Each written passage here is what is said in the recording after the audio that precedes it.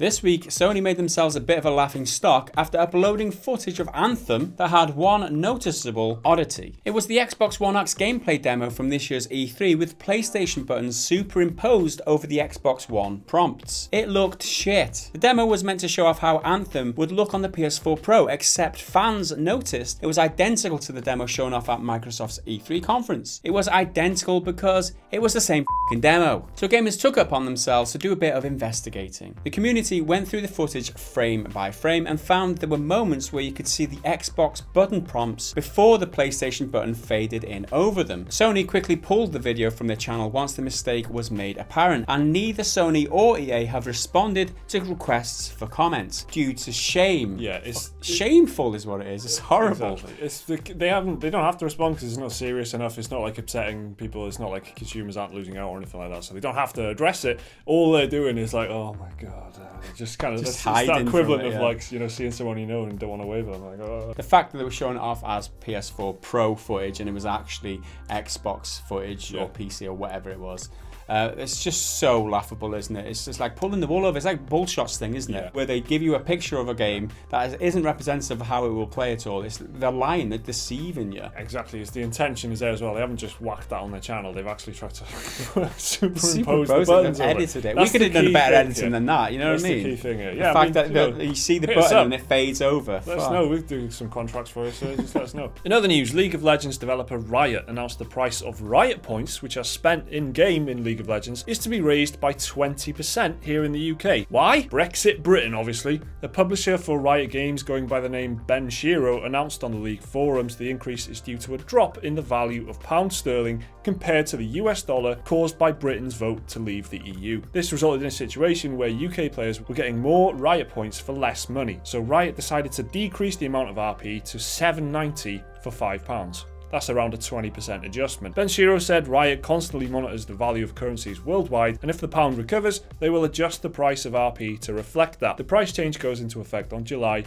the 25th. We've already seen this kind of stuff with a few things. I mean, it's, you know, like the Apple Store, like all the app prices have gone up from $7.99, for example, to $9.99. There's 69p apps are now 99p. There's all these kind of changes. Harsh realities of living in Britain these days. Last week, the SNES Mini was announced, and like its predecessor, the NES Mini, it sold out everywhere in 10 minutes. The NES Mini was infamous because scalpers bought them by the dozen and sold them with a 200% markup on eBay. Scalpers tried to do the same thing with the SNES Mini, but now Amazon UK has put a stop to their dreams of ripping people off by retroactively limiting the SNES Mini orders to just one per customer. Amazon sent out emails to customers who had ordered more than one SNES, which said that their order had been amended due to a change in availability. This is the only reason given by Amazon, but there has been rumblings it's based off a suggestion from Nintendo to limit the orders so that people have more of a chance to grab the system. This is great. This is really good. I'm really happy about this, and the fact that it's retroactive as well. I can't think of many innocent people who will be affected by it. That's why I'm happy about it. Unless it's like a father buying one each for his kids or something like that. I don't know why you would do that, but there's got to be some scenarios where honest people are going to be affected by it, but not that many. Most people who are going to be hurt by this are the scalpers, are the assholes. Yeah, this is great. And the fact that it's retroactive, they thought they were home free. Yeah. They've been putting that shit on eBay. They've been like, don't worry, you'll get one the day it comes out. True. And now all that has just been taken away from them. Awesome. You got to applaud Amazon for implementing this. They kind of do the same thing with Amazon Prime. Yeah. On Amazon Prime Day, you can only order one item. It saves you like buying up loads of shit when it's really cheap and then selling it on when it's not so cheap. Fair play to them. A pro-consumer move, anti-bullshit move.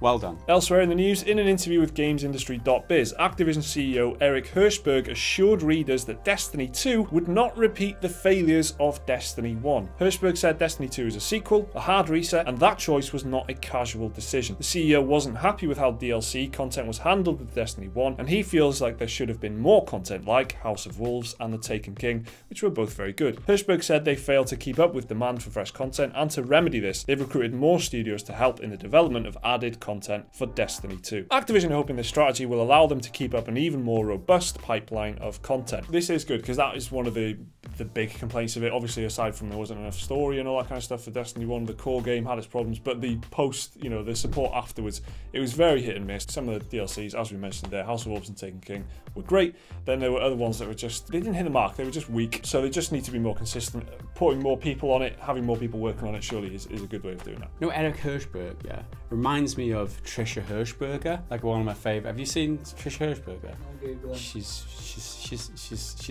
She's an awesome YouTuber. She used to work for SourceFed, and she moved on. She got married and stuff like that. But I just thought I'd put that out there because he reminds me so much of like Trish. She's nice. Check out because of his name. Yeah, Hirschberg. It's Hirschberger. Pretty all right. Yeah, like burger's better. Not than even bird, the same so. name. It's just like it's the Hirschberg. it's like the Dutch thing, isn't it? Hirschberg, I'm sure it is. Bit of trivia for you there. Check it. Stick a picture of Trisha Hirschberger on the screen, and that's all I need to say. Thank you. Point proven.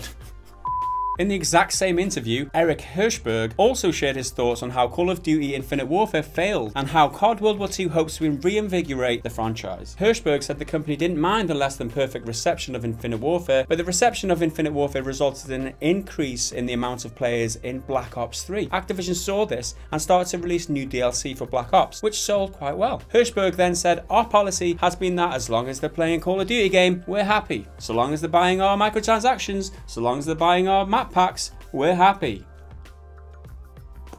Dickhead. He's the opposite of Trisha Hirschberger because he's a dickhead, whereas she's awesome.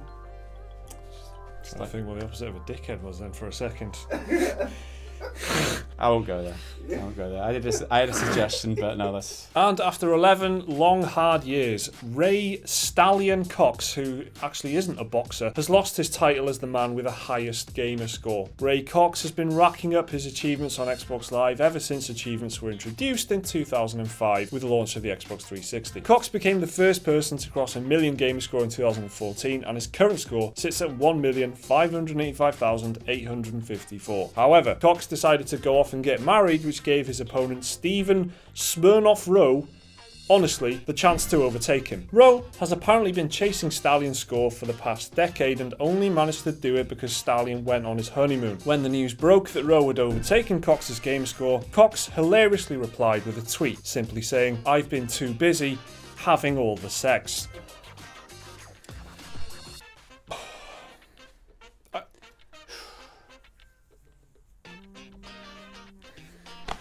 Ray Stallion Cox. He's added that in though.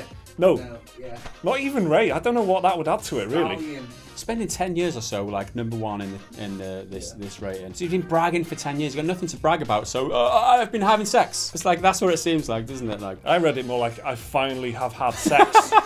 A South Korean police raid that was years in the making resulted in the successful seizure of over 500,000 counterfeit Pokemon plushies. Thanks to the boys in blue, these counterfeits of famous figures like Pikachu, Charmander, Bulbasaur and Wobbuffet were recovered before they could do harm to the public. These imposters were going to be placed in claw grabber machines, as if the machines weren't dodgy enough already. If you weren't, you'd be treated to a shitty fake plushie. According to police estimates, the cargo had a total combined value of $6.27 billion US. Yes, you heard that correctly. $6.2 billion worth of plushies. What the f does that even look like?